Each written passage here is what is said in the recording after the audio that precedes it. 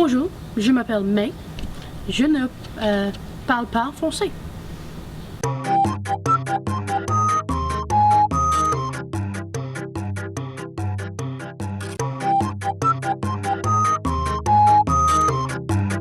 Hello! Bonjour. Welcome to Montreal.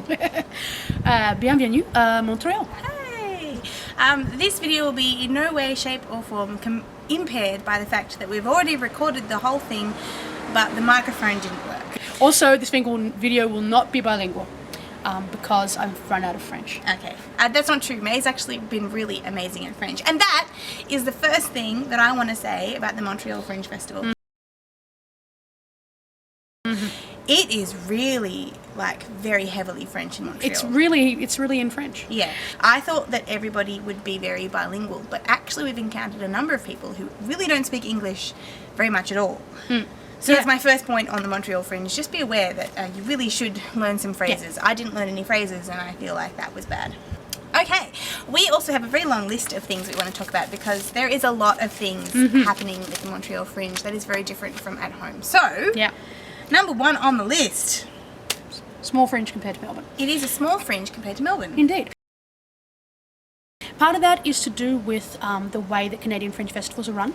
So they do have a lottery and they have a certain number of people that are allowed to be in the Fringe. There are, at least at this Fringe, it seems like there are some people who are doing what they call bring your own venue, which is much more like what we know at home as a Fringe festival. You hire your own venue, but most people are applying and then going into a venue run by the Fringe. What that means is you have a very, how to say, you have a very, not controlled, I'm trying to say monitored or supportive environment. You have a very supported environment. Indeed. And you, because things aren't spread over all over the place. There's a very central hub to the Fringe, and it's quite a small hub. Yeah. We happen to be, by complete chance, where we're staying is right in the middle of the Fringe. Which has been really lucky. Fantastic. Yeah. Really good. You'll see that all of the Fringe venues are concentrated in a very small area. This also happens to be where we are. Yes. If you were thinking about doing a bring your own venue adventure from Melbourne to Montreal Fringe, which I'm not even sure you could do, but you would want to be in this area. People would not go outside of this area. Absolutely.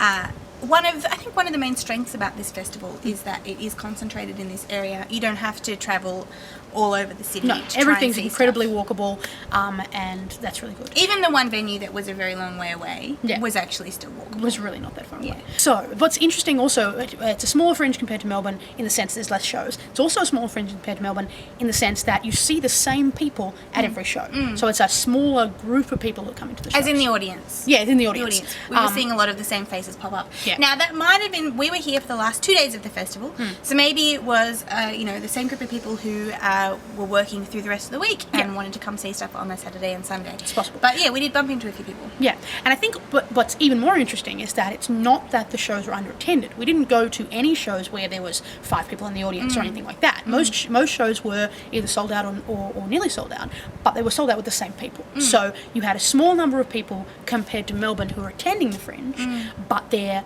keener to see more stuff.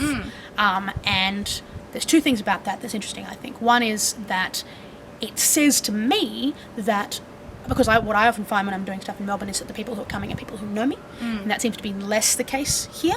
It is people going to see different stuff, and they had that opportunity to do that because of the way that the shows are set up in terms of timing. Yes, now this is a really interesting part of this festival, and from what we can gather, all the Canadian Fringe festivals.